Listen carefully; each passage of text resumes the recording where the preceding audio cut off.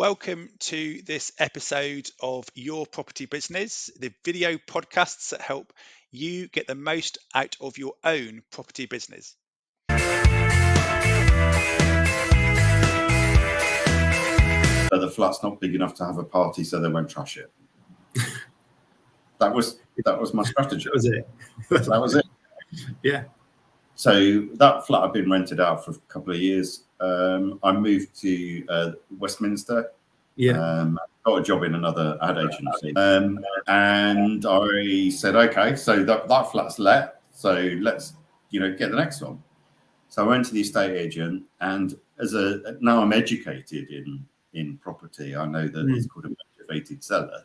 But at the time I didn't know that. I just went to the estate agent and I said, show me the flat that you can't sell. And they took me to a few flats, and I went into one of them. It was the whole kitchen was covered in grease. The bathroom was covered in soap and hair. It was disgusting. There were tiles missing, and the lady had lived there for a decade and never cleaned. So above all of the radiators, there were big black swirls like fire damage.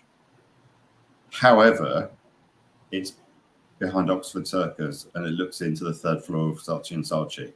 It is a prime location. And this is that was in 2001. And I said to this agent, okay, no one's going to buy this flat. What's the situation with the buyer, with the seller rather? And he said, she's bought another flat and the sale's fallen through. So at the moment she's paying 2 mortgages. Yeah. And I said, okay, I can help. I can help you out of that. I can help everyone here. However, this was 20 years ago. I can't pay 300 grand for it. I'll give you 210. Okay. The estate agent said, I can't offer 210. That's an insult. And I said, that's what I'm offering. So make the offer. And he said, okay, well, okay. And he phoned her and she said no, rightly so. And I said, okay, so I've got 2 weeks. If she changes her mind, I can do 210,000. And I walked away. And 3 days later, they phoned up and said, yeah, they've accepted 210. 200. So we're not even counter offered. Just you made your offer, stood by it, walked away. And it came back. Yeah. Wow. I mean, they talk about don't make an offer unless you're embarrassed. And were you embarrassed, or were you quite cool about that? That was fine. I helped her out. She's paid 2 mortgages. You did? Yeah. Got her out of the situation. It's got to win for everybody. If it doesn't win for her, she wouldn't have accepted it. So true. Yeah.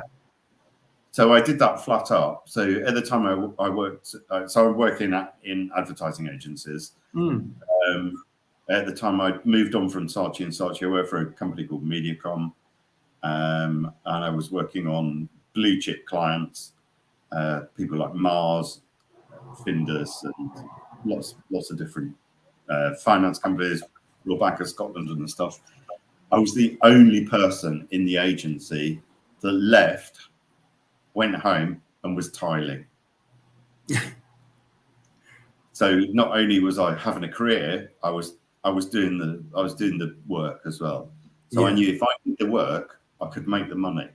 So I would work 70 hours a week in an agency, 25 hours on property, and then the rest of the time I went out and had fun. I think that's a common theme as well. I hear that it does take a lot of work and commitment and hours. You've got to put yourself in a position to be lucky, or to get, or to to have the things that you want. But it does take work.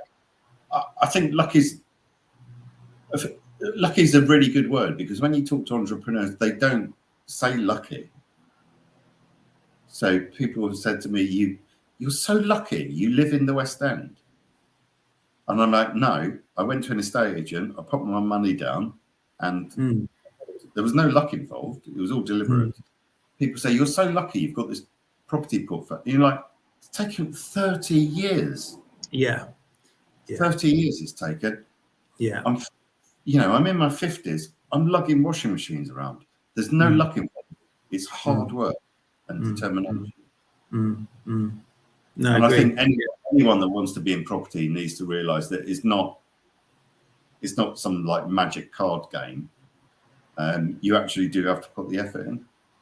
And when you're at the, you have to put the hours in, and it's physical and it's hard work. It's a classic kind of case of like the compounding, isn't it? Because it's slow, it's a little bit quicker, it's still slow, and then you know, only at the end is it kind of, it's not, you know, do you kind of start to sort of, I think, take the benefit or realise the benefit of it.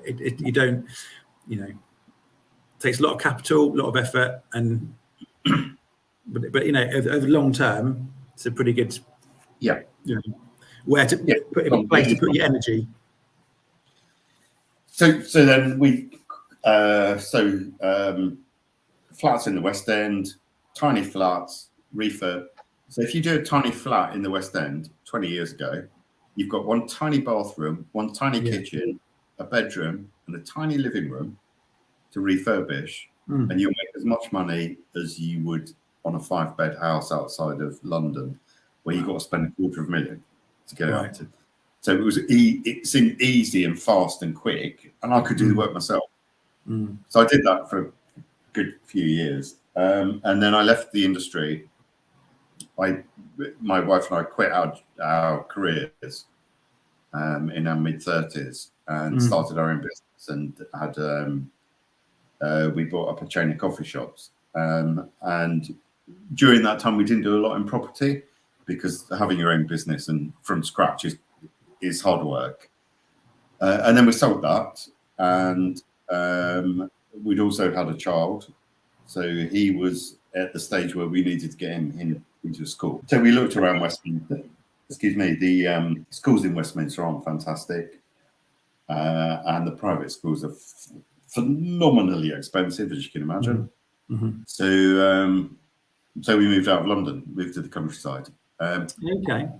My ambition was to build my own home, and I'd done it as a child for my uncle, but I actually wanted to build my own home, grand design stuff. And my wife said, no, we're not living in a caravan for 2 years. So I couldn't do that. So I did the next step down. I bought a 16th century grade 2 listed Tudor house. I have to say this very carefully, a Tudor hall house.